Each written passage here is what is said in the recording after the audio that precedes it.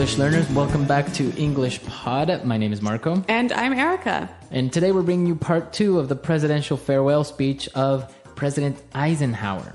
That's right. So we saw in a previous lesson the beginning of this speech. Now we're going to look towards the end of the speech. Now we must tell you as well that we did change the speech a little bit, right? We changed it a little bit to make it a little bit more comprehensible. And also we did shorten it. The speech isn't this short. We did take out a lot of stuff. All right. So again, Marco, why are we looking at this speech? What are we learning from it? Well, in this last part of the presidential farewell speech, there are a lot of great words that are more difficult and very poetic, so you can use them in different formal circumstances or just to sound a little bit more well-spoken. Yeah, and we also, again, are going to look at some really quite difficult and challenging structures that we hope you can use maybe when you're giving a formal talk or even in your writing if you want to sound quite professional. Okay, very good. So why don't we listen to the dialogue for the first time? Let's listen how President Eisenhower says goodbye, and then we'll come back and look at the words.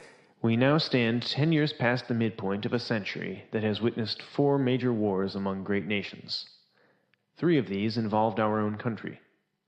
Despite the carnage of these conflicts, America is today the strongest, the most influential, and the most productive nation in the world. We are understandably proud of this preeminence, yet we realize that America's leadership and prestige depend not merely upon our unmatched material progress, riches, and military strength, but on how we use our power in the interests of world peace and human betterment.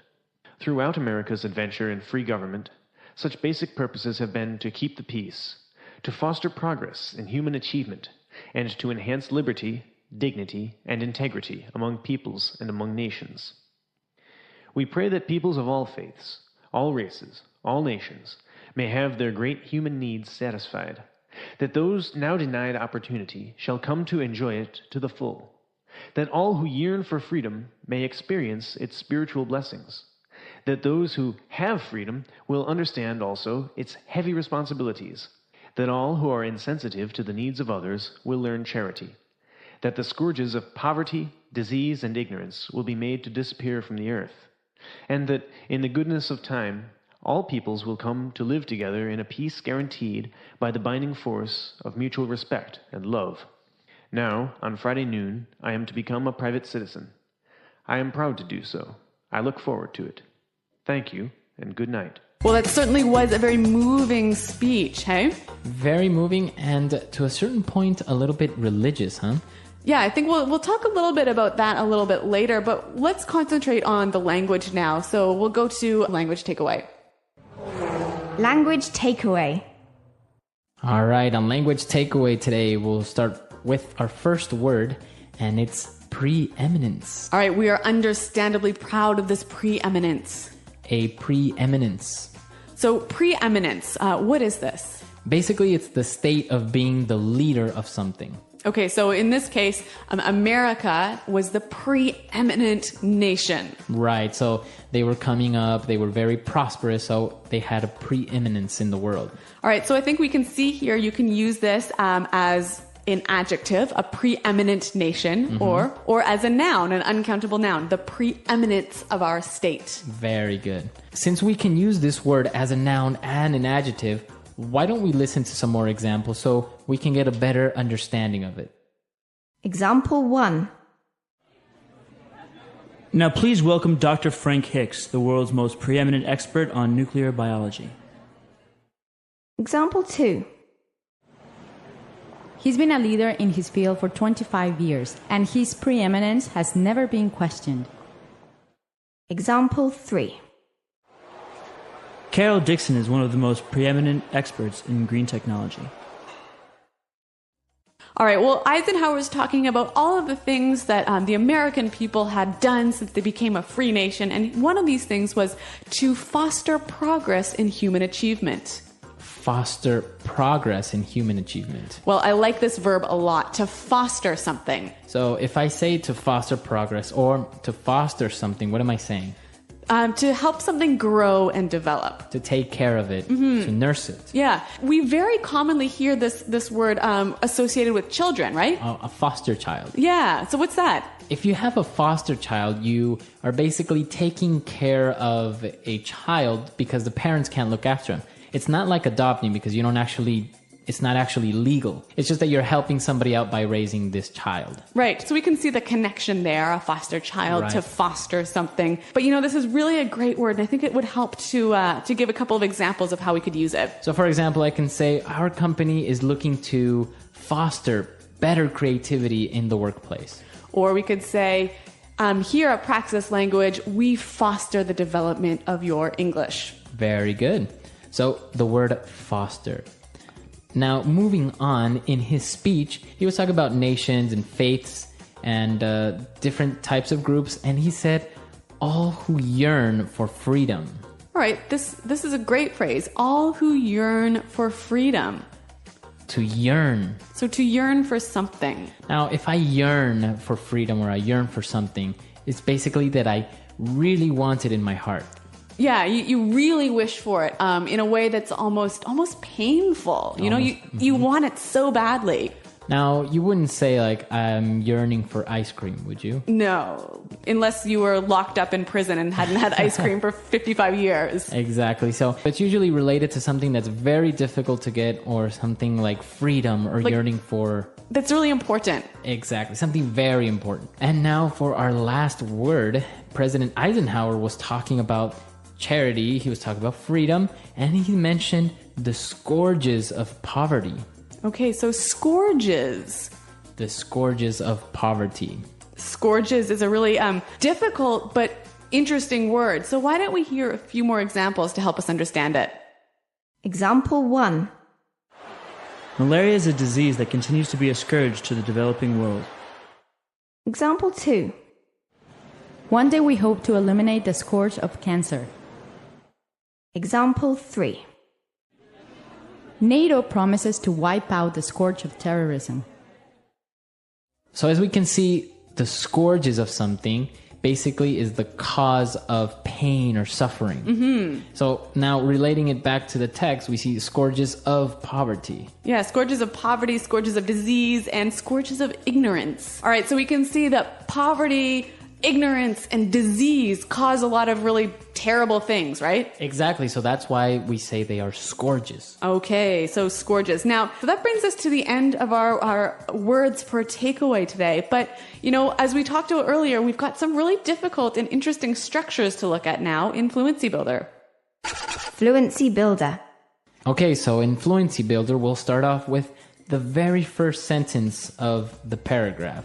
When he said, we now stand 10 years past the midpoint of a century. Okay, so I love this phrase. We now stand 10 years past the midpoint of the century.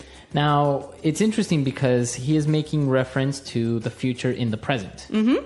And he's using a great phrase to do that. We now stand. Now, we can change it a little bit and use the first part, we now stand, in different circumstances. So why don't we listen to a couple of examples? Example 1. We now stand before you to declare our love and be united in marriage. Example 2. I stand before this court and declare my innocence. Example 3.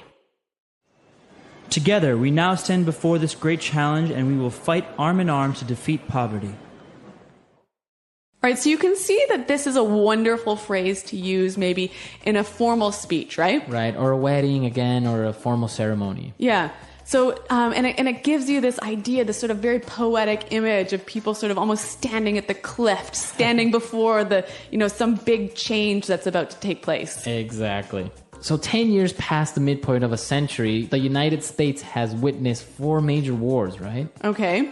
And, well, he said, despite the carnage of these conflicts, America is today the strongest, the most influential, and most productive nation in the world. Okay, so a great structure here. Despite the carnage of these conflicts, America today is the strongest, blah, blah, blah, blah, blah. Right. Now, let's look at that first word, despite the carnage of these conflicts. Okay, so carnage, what's that? Carnage is like a massacre, right? Where many people got hurt or killed. Okay, so a pretty violent situation when a lot of people died. And now, why does he use this word despite? Okay, so he's basically saying even though we had all of this death and violence in this century, we're still the greatest nation, blah, blah, blah, blah, blah. Exactly, that's exactly it. I can say, for example, despite the economic crisis the world is going through, our company has an enormous opportunity to grow and be more profitable. Okay, or if we want to take it and imagine we're at a wedding, we might say something like this. We could say, despite the many difficulties this couple has faced, they have a very bright and happy future together. Very good. And now, if we take a look at the last paragraph, it's very interesting because it's one sentence. It's a really long sentence. It's a very long sentence. So even though it's not a phrase, let's take a look at the punctuation of this paragraph. Okay, so Eisenhower starts out by saying, we pray that peoples of all faiths, all races, all nations may have their great human needs satisfied. And then we have a semicolon there, right? Right. So why do we have a semicolon? Well, here's what he's doing. He's saying, we pray for something. And then he's listing the many different things that he's praying for.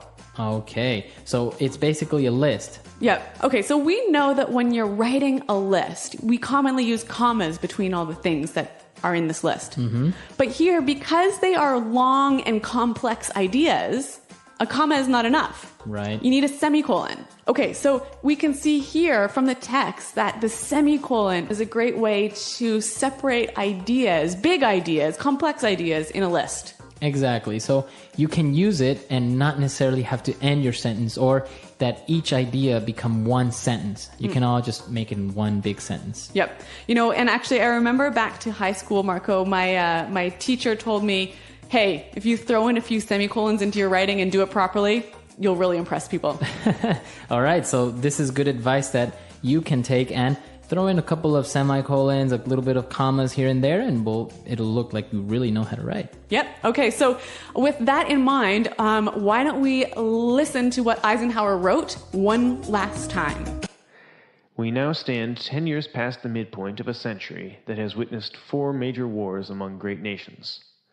3 of these involved our own country. Despite the carnage of these conflicts, America is today the strongest, the most influential, and the most productive nation in the world. We are understandably proud of this preeminence, yet we realize that America's leadership and prestige depend not merely upon our unmatched material progress, riches, and military strength, but on how we use our power in the interests of world peace and human betterment. Throughout America's adventure in free government, such basic purposes have been to keep the peace, to foster progress in human achievement, and to enhance liberty, dignity, and integrity among peoples and among nations.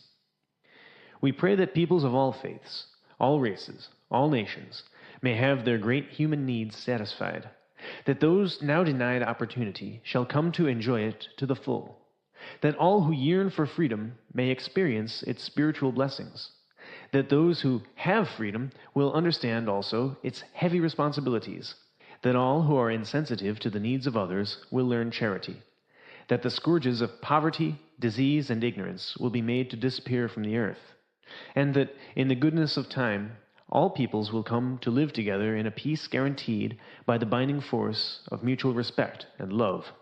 Now, on Friday noon, I am to become a private citizen. I am proud to do so. I look forward to it. Thank you, and good night.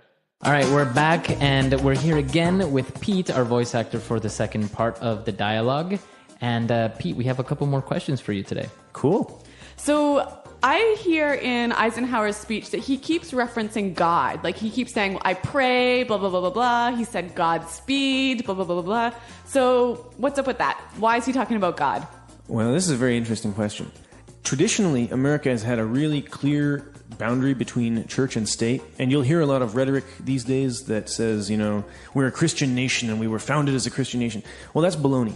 Baloney, so it's not true. At the time when the country was founded 200 years ago, it was overwhelmingly Christian. If the founding fathers, as we call them, like George Washington and them, if they had wanted a Christian nation, they could have had it. They explicitly did not. And a lot of people since then have gotten that confused. And now when we have a very large Muslim population. We have Buddhists. We have, people in all various different kinds of, Mormonism and everything. It's even less possible now. So I'm kind of baffled when I hear people say that America is a Christian nation. But you even have it now in the coins, or on the money, right? It says, "In God we trust." Right. That started in the early 20th century. I think that was Teddy Roosevelt era. He opposed that. Roosevelt was really opposed to that. But And then what happened? They approved it. yeah, and people said later, like Eisenhower talking about this stuff. In America we have something called the Pledge of Allegiance, which I don't think you guys probably have. Not in Canada. yeah. Obviously, you wouldn't do it to America, but to your own. It's kind of like a salute to the flag, right? Yeah, it's a little bit nationalist. I did it growing up. You put your hand over your heart and you face the flag and you say, "I pledge allegiance to the flag of the United States of America and to the republic for which it stands, one nation under God, indivisible, with liberty and justice for all." That part about one nation under God, that was added in the 50s as a kind of a way of showing that America is not, quote unquote, a godless communist country. Wow. Yeah, because communism teaches, no religion, and so they make sure we're not communists, Okay, but we don't think that, right? Yeah, I mean, I'm all about tolerance, so I think that's kind of absurd. Okay, so what I think is really interesting, though, is that every political speech, every time a political leader has to say something publicly, he'll always quote God, right? Right, and they'll often end a speech with, "Thank you" and "God bless America" or something. Yeah, exactly. Which, for me as a Canadian is really strange. Like, if a Canadian president said, "God bless Canada," no one would know what to do. Like, Yeah. I don't know. Anyway. I had an ex-girlfriend who was British, and she, Tony Blair started with that a couple times. He said, "And God bless us all" or something, and she was just put off by it. She was like, "The Brits will never take this," and they didn't. Yeah, no one was impressed. All right, well, an interesting feature of American history, politics, and society. So Thanks for that insight, Pete. Cool, my pleasure. Yeah, and if you guys have any comments or any suggestions about this lesson or any upcoming lessons, just let us know. Or American politics in general. Cool. I'll try to stop in on the forum and see if I can answer a question or two. That would be awesome. So visit us at englishpod.com, and Marco, myself, and Pete are around to answer your questions. All right, we'll see you guys there. Thanks for downloading, and goodbye. Bye.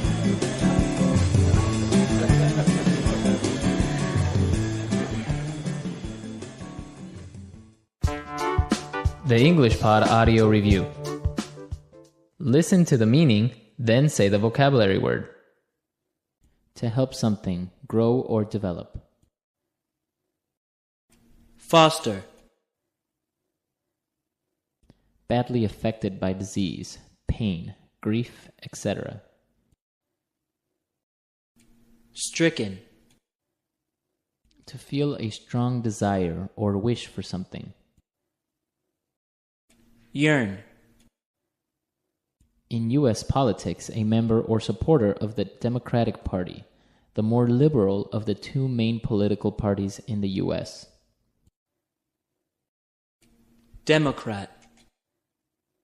More important, skillful, or successful than other. Preeminence. Belonging to the Republican Party, the more conservative of the two main political parties in the U.S. Republican. Someone or something that causes a great amount of trouble. Scourge. In the U.S., the wife of the president-elect. First Lady. To be in a particular place or position. We now stand. An operation or series of operations energetically pursued to accomplish a purpose. Campaign. Let's try that faster. In the U.S., the wife of the president-elect. First Lady. To be in a particular place or position. We now stand. Belonging to the Republican Party, the more conservative of the two main political parties in the U.S. Republican. Badly affected by disease, pain, grief, etc. Stricken. To help something grow or develop. Foster. To feel a strong desire or wish for something. Yearn. An operation or series of operations energetically pursued to accomplish a purpose. Campaign. More important, skillful, or successful than other. Preeminence. Someone or something that causes a great amount of trouble. Scourge. In U.S. politics, a member or supporter of the Democratic Party, the more liberal of the two main political parties in the U.S. Democrat. Now say the word and hear it in a sentence. We now stand.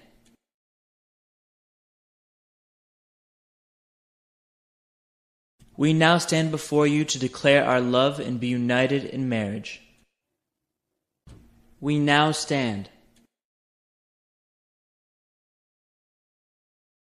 I stand before this court and declare my innocence. We now stand.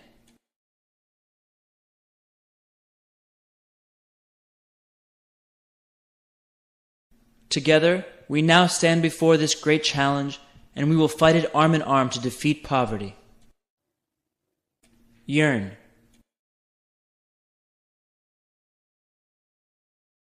We must fight for those who yearn for their freedoms. Yearn.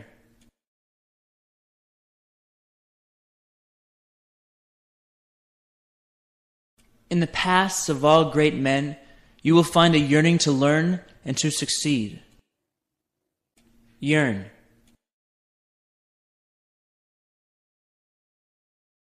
I'm yearning to find someone who will love me for me. Preeminence.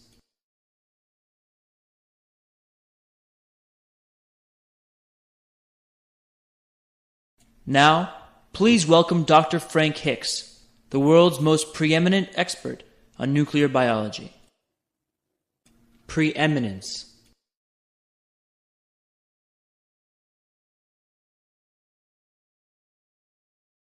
He's been a leader in his field for 25 years, and his preeminence has never been questioned. Preeminence.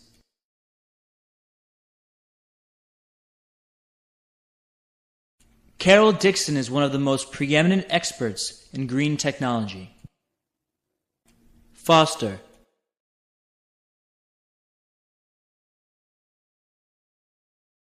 It is our creed to foster and maintain a spirit of fraternity. Foster.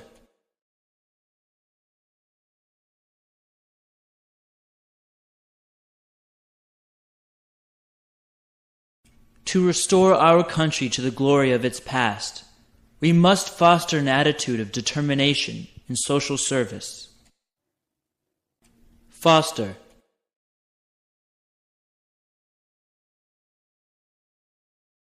Unsanitary conditions help foster the spread of disease. Scourge.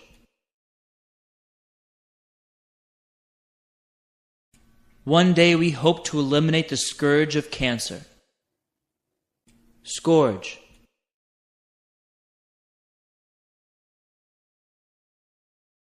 Malaria is a disease that continues to be a scourge to the developing world. Scourge.